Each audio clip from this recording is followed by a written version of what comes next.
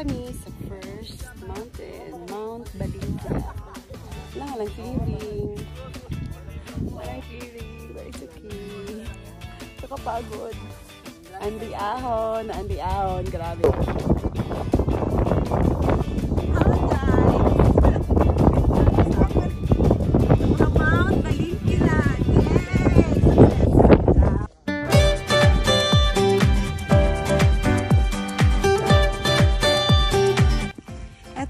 Going na kami sa second mountain.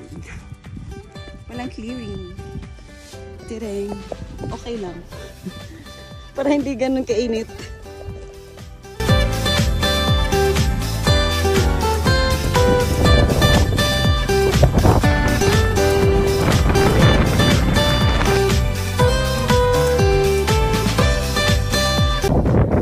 Grabe guys! Anli baba naman ang papunta sa Bira-Bira.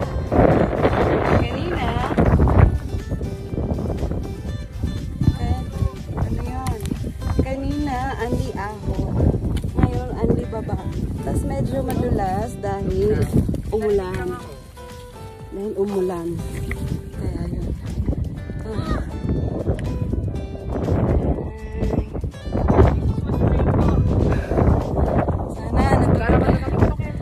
Natulog na lang ako, diba?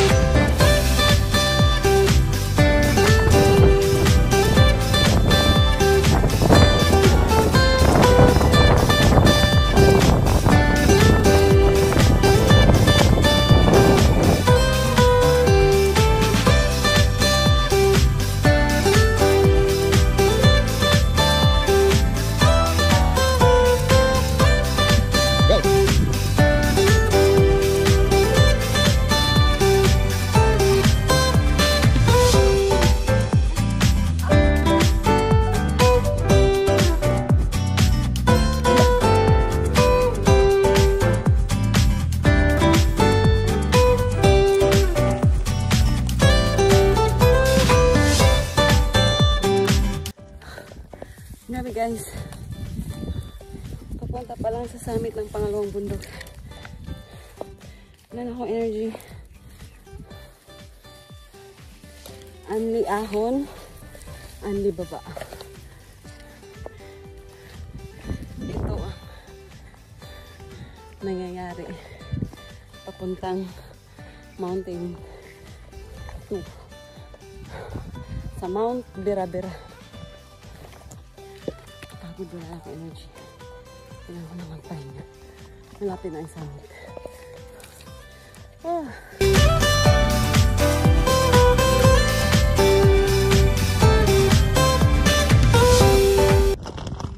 Mount number 2, Mount Bira-Bira.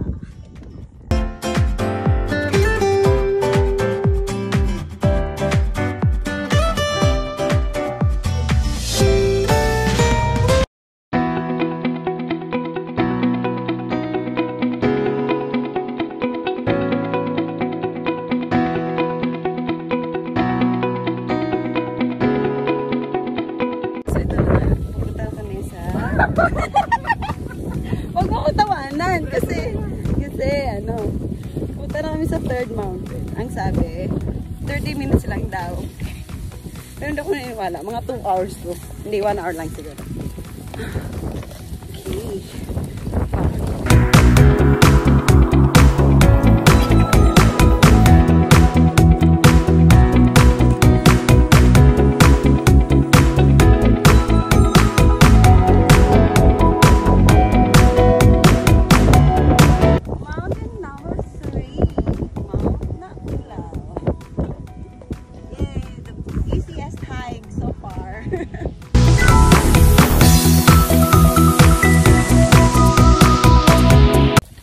So guys, papunta na kami sa 4th mountain. Grabe, taas na ng sikat ng araw. Mamamatay na kami sa init. Pero mag-lunch muna kami bago kami. Saka kami muna sa water source.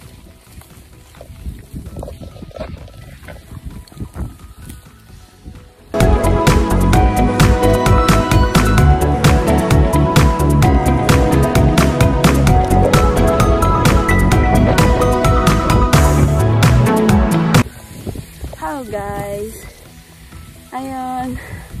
Aakyat na kami sa mountain number 4. Pagkatapos ng rest for 1.5 hours. So, good luck. Tuntak na talaga.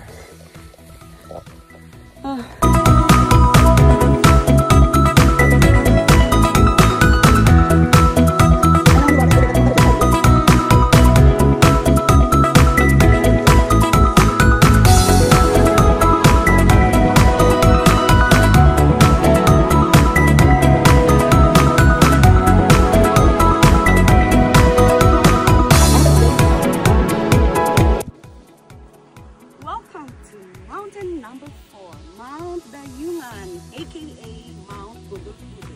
Alam mo, summit na, hindi pa pala. Ay, thank you.